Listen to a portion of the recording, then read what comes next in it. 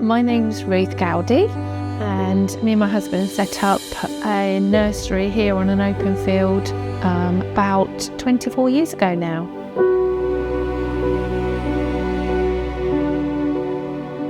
Grew up on the farm, but spent all my days going to school, and as soon as I finished school I was out dancing every night, so I had really very little to do with this space. I wanted to be a dancer, but life doesn't always pan out how you think it's going to pan out, and I became ill, had an autoimmune disease over several years, did all sorts of things, but really found my way back home when the illness returned, and here I am. And really, over the course of time when I was away, I realised how much I missed the skies, the green, the trees. I just missed being outside. I was always finding that I was searching for a place to go. When Paul and I first started this garden centre, we had no idea what it was going to turn into. It was literally a holding place for plants that we could sell, and it became a nursery. We're like yin and yang, so I'm the one with all these ideas, and then I turned to Paul and he goes, I can do that for you. So literally he's built everything. There's so much around the nursery that he's created and built. He's enabled that to happen. So one of the things that we always said when we first started was that we wanted it to feel like a garden when people came into the nursery. So I've always insisted on having grass in our retail space, and we have the same with the presentation, the benches.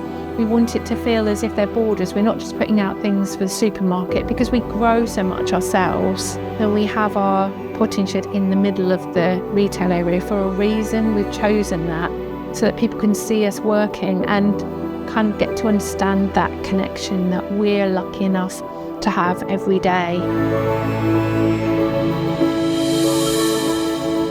And everyone goes home, I'll make myself a cup of tea and I'll just sit outside somewhere in the retail area, and the birds, they sing so loudly, and you see the bees. To be sitting here amongst that is so precious, and so I would say that that's my favourite part of the day. It's also because I've got a cup of tea.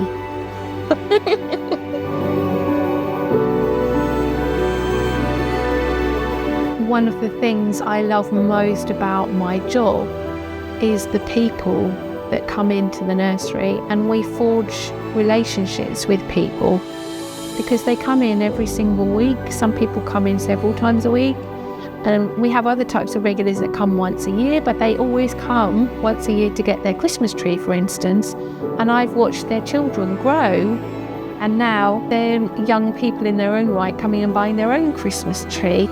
And we have situations where people come in and it's awful because their partner that we've known for years has become ill and passed away, but they come to tell us.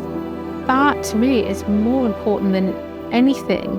What's brought us together is the plants, and I feel honoured to be able to have been part of those relationships with people.